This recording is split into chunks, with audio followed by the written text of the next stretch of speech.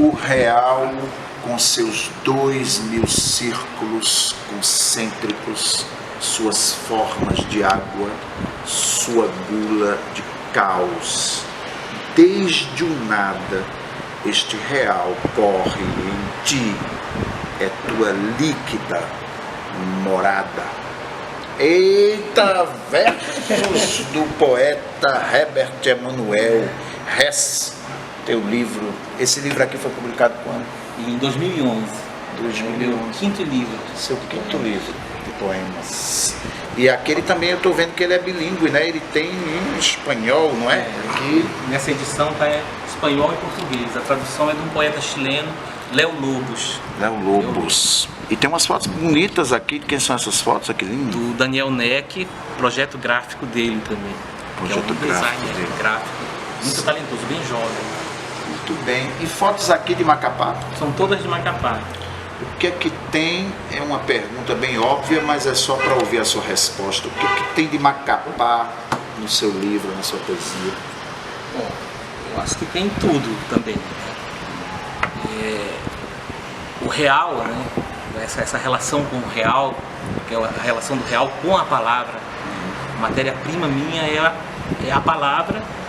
E como é que o poeta escava essa palavra nas suas, eu digo assim, nas multifacetadas formas do que seja o real.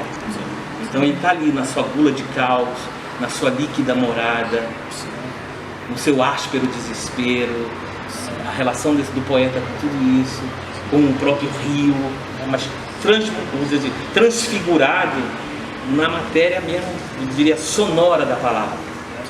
Então, eu me considero assim um poeta que transfigura essa relação que eu tenho com o rio, com a palavra, mas no sentido não de dar um peso muito regional, muito local, mas de espraiar de forma mais a universalidade. Então, daí vem tua ligação também com a poesia visual, com a poesia sonora também. A minha formação enquanto poeta, eu segui a risca assim, um mandamento de dois caras, assim, dois poetas que me fizeram muito a cabeça. O Mário Faustino, da ideia de que o poeta tem que ter um compromisso com a linguagem, com a língua, de enobrecer a língua, de ter uma relação de qualificação com a língua. E a outra do Ejaponde, que diz que você tem que construir uma paideuma, você tem que construir uns poetas que vão fazer a tua cabeça com os quais você vai aprender. A sua família, o seu... Isso, né? É exatamente aqueles poetas com quem eu vou ler, habitar poeticamente, para aprender, para depois poder construir alguma coisa dentro, vamos dizer assim, de uma linguagem mais própria. Então, eu acho também que a tua formação como professor de filosofia... também, eu sou formado em filosofia e sem dúvida isso interfere bastante na minha relação com esse real, com esse res, com essa coisa. Né? Então, porque a inspiração mesmo do res vem também do res cogitas. Né? Embora a poesia não seja cartesiana, né, de certo modo, né, ela está mais para o delírio do que para uma certa... Né? Embora também, claro, tenha o trabalho cerebral da palavra, mas essa frase res cogitas, né, do Descartes, coisa pensante, né, influenciou também na escolha da palavra res, né, porque deu origem à palavra realidade, coisa. Né, e a ideia de escavar o real, quer dizer, o poeta é aquele que escava o real nas suas multiplicidades ali e tenta encontrar algo que lhe é peculiar, que lhe é singular. Então eu sou fascinado por essa poesia, por exemplo, metalinguagem. Tem uma influência no meu trabalho do Max Martins, que é um poeta paraense que eu gosto muito. O Antônio Moura, que é um parceiro meu e amigo, poeta, que eu admiro muito. Então, que também escava dentro dessa linha dessa poesia que quer, vamos dizer assim, mergulhar intensamente na palavra, né? Na palavra poética, habitar a palavra poética. E habitar a palavra poética, você está muito bem acompanhado com essa família toda de excelentes artistas e poetas que você citou e com a sua esposa, mulher que está aqui de lado, que vocês fizeram juntos esse livro, Macapá, a capital do meio do mundo. Adriana Abreu, com quem a gente já esteve agora há pouco. Nos contem desse livro, Adriana, nos conte. Este livro faz parte de uma coleção da editora Cortez chamada Nossa Capital.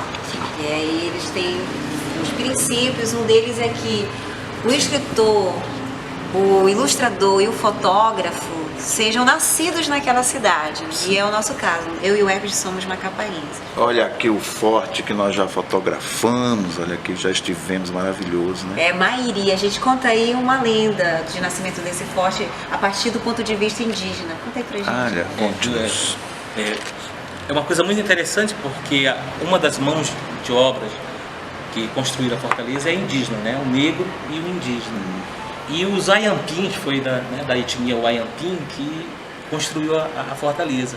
E eles se reapropriaram de forma muito interessante, quer dizer, eles recriaram um mito em que eles construíram a fortaleza para o herói Iemanjá, para abrigar a humanidade Ayampim. Não foram os portugueses, nem para os portugueses, foram para eles. Quer dizer, uma forma pelo mito de você retomar, por exemplo, que é uma arquitetura de dominação também, né? Não deixou de ser, né? Do colonialismo português, mas os índios fazem uma espécie de recriação, reinvenção desse mito, e ele passa a ser algo que pertence não necessariamente aos portugueses, mas aos Ayampim, aos indígenas.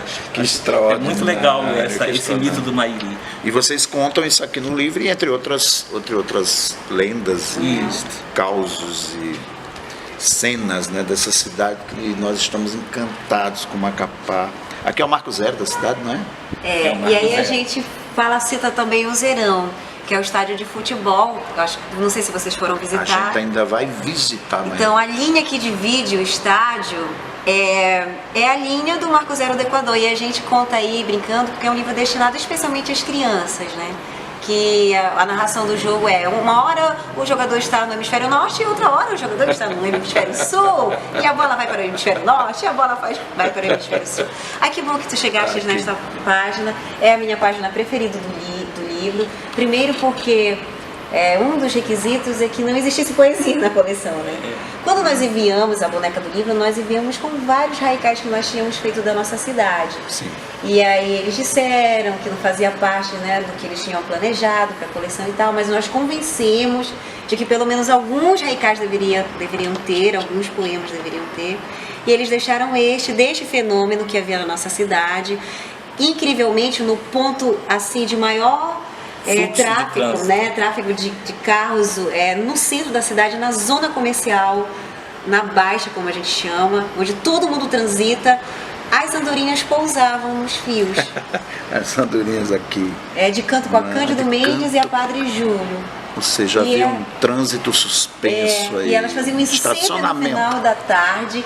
Aquele balé todo que as andorinhas fazem para pousar. E lindo! E a gente criou este haikai. Como é que diz o haikai? Sem verde morada, sobre os fios pousadas, bandeirinhas de pena.